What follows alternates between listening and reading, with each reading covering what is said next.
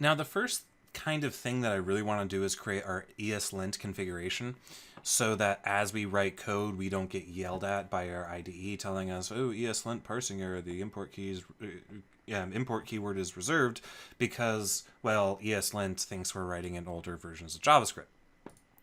But there's kind of an interesting thing with this. So ESLint is a fantastic program, a fantastic package that goes out and makes sure that you're not doing anything stupid with your JavaScript code. It enforces style guidelines, it shows you where the dead code is, it processes your JavaScript and makes sure that it is well formed and conforms to your standards of code. And I highly encourage everyone use ESLint. In Visual Studio Code will use ESLint itself. But in addition, we're also going to set up our WebPack build to make sure that if we ever do something that makes ESLint mad, our code won't compile.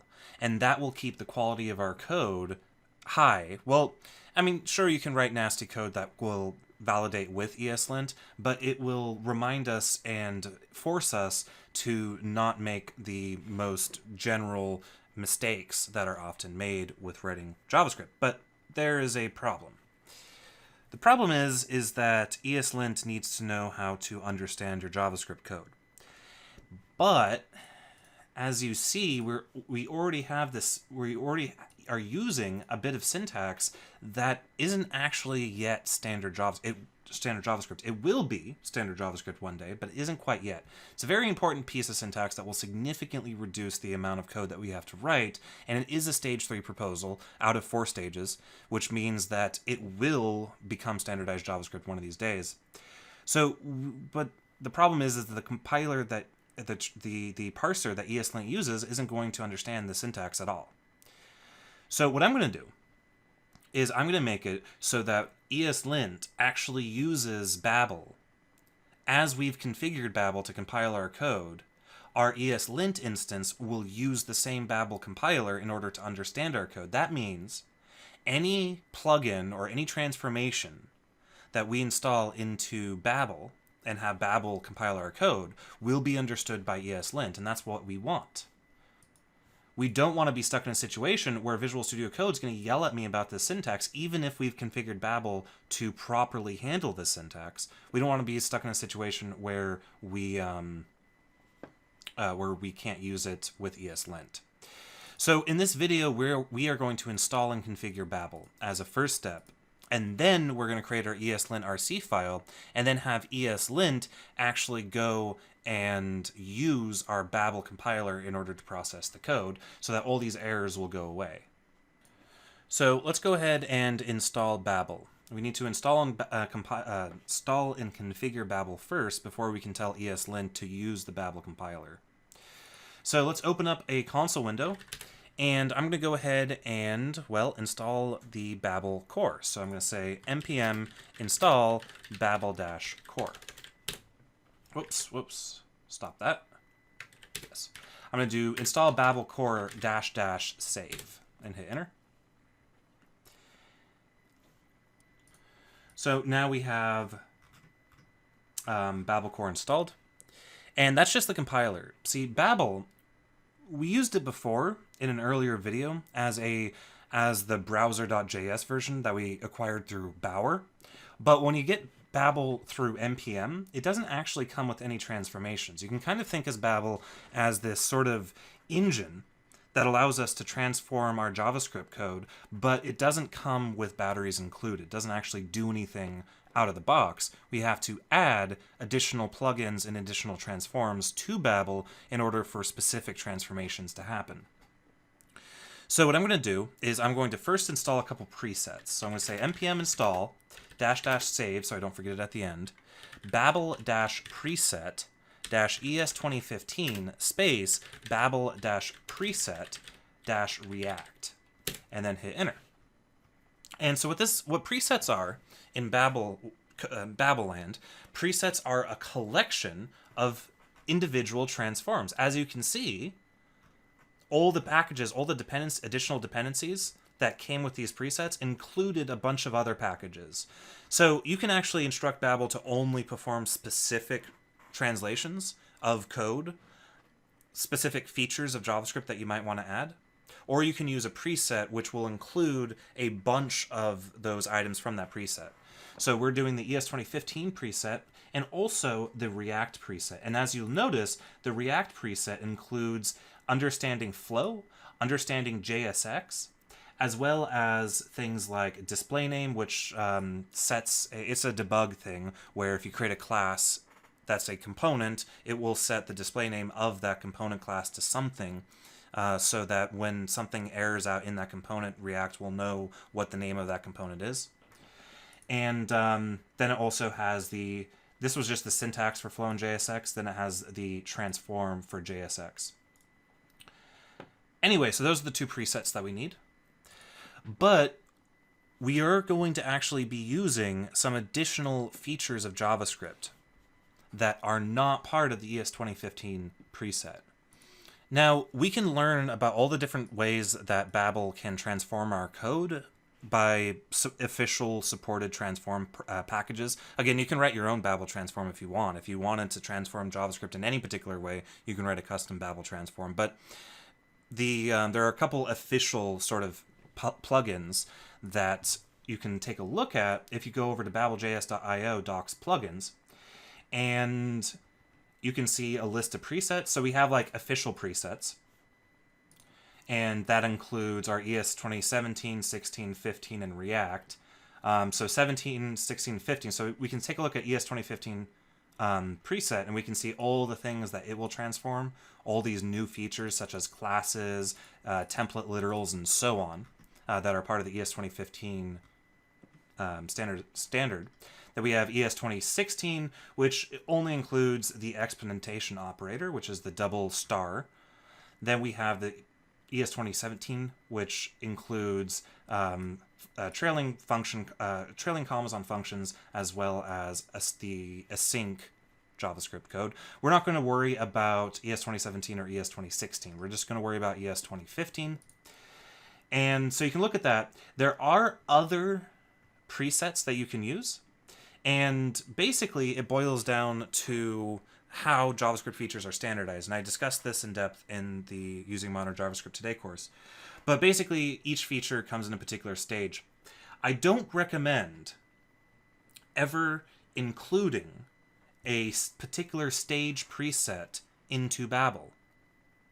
And the reason for that is they are subject to change. Because you might be including the stage 3, because maybe you want, what we do want. We want this guy. We want transform object rest spread, which is part of stage 3. But if I included stage 3, and then a year down the line, that feature turns into a stage 4 feature, if I were to ever upgrade my package that pointed to the stage 3 preset, it would no longer include that feature that I wanted. So I encourage people to use presets as much as you can for things like the standard language versions, such as ES 2015 through 17. But do not use the presets that are just for a particular stage feature. If you want a particular feature out of a particular preset, click on the stage, figure out what you want, and then include the things that you want specifically. So, for example, the stage 3 preset, I want to include the transform object rest spread. So then I will simply npm install the Babel plugin transform object rest spread, and that will give me that package. And there's a whole bunch of other packages they can use. If you scroll down, you have transform plugins. You can see the whole list of all the fun stuff. So we are going to be including the object rest spread operator, which allows us, you can take a look at this documentation if you want. We are also going to be including class properties. So class properties should give us an example. It allows us to use property initialization syntax as well as static class properties, which will make our components a lot simpler, because you saw before how we used prop types. For example, I'm just going to put in some garbage code. Extends component, and then to add our prop types, we would say ble.prop prop types equals whatever. Well, with the class properties, instead of doing that, we can say static prop types equals whatever up here at the top, instead of having to do it all the way down the bottom. It makes things a lot more legible. And I'm sure class properties will be a part of standard JavaScript very soon. But anyway, these are the two transforms that we want, the two additional transforms that we want. Again, do not rely on using the stage 0 through stage 4 presets. So let's go ahead and install them. Now, what I'm going to do is both of these features have two packages that we need to install. The first package tells Babel how to understand the syntax, and the second package tells Babel how to transform the syntax. So we need both of those things, both of those packages. We need Babel to be able to understand how to parse and how to transform these two features. So we're going to install 4 packages: npm install --save, and I'm going to do Babel -plugin -syntax -class -properties. Whoops.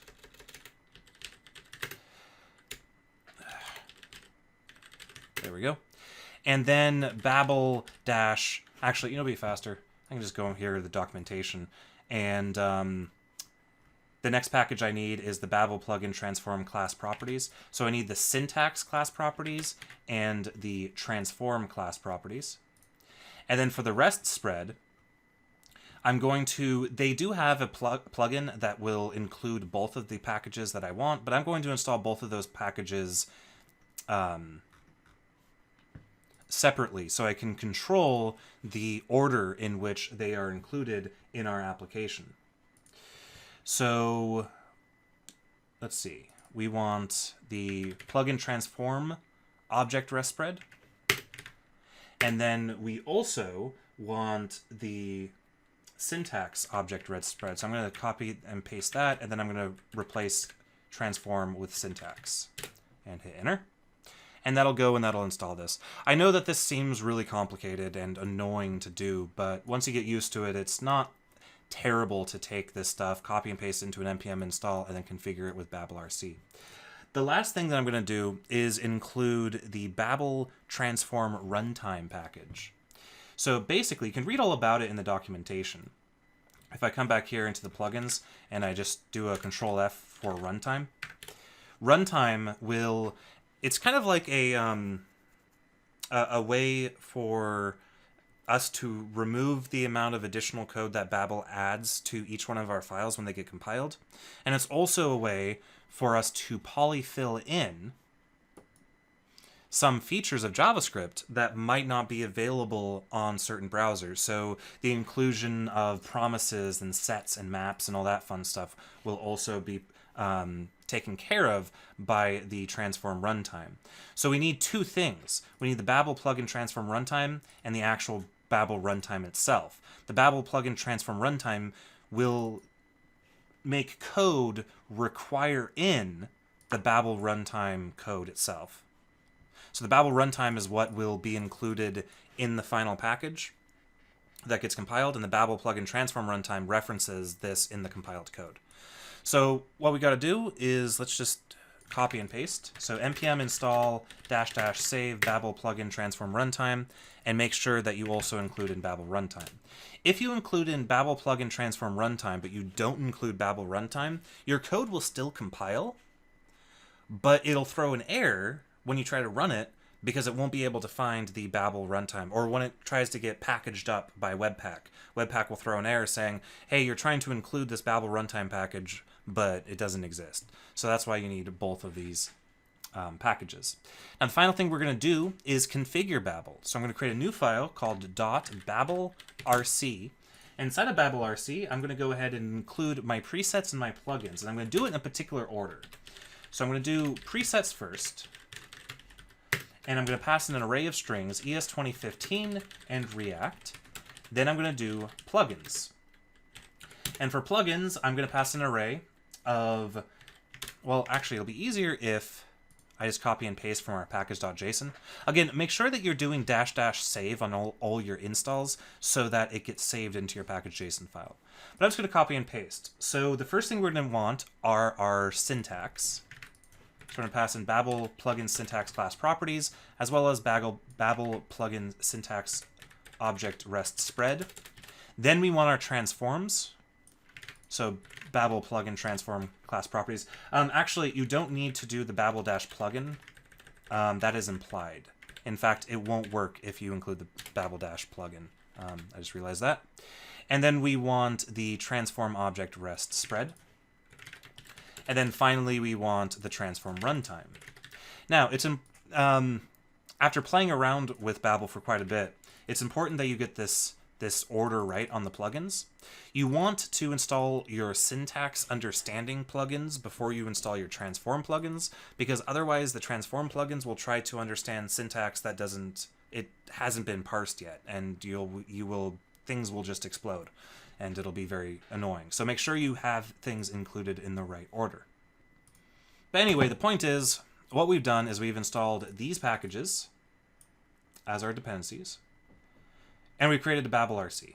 So I know that this video is kind of longish, and basically all we did was install 6 packages, but it's important to understand why we're doing it this way, and what features of JavaScript we will now be able to use.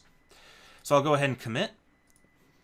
I'll do 03.03 and then do Babel install. And there we go. So in the next video, we will configure ESLint. And we'll see you then.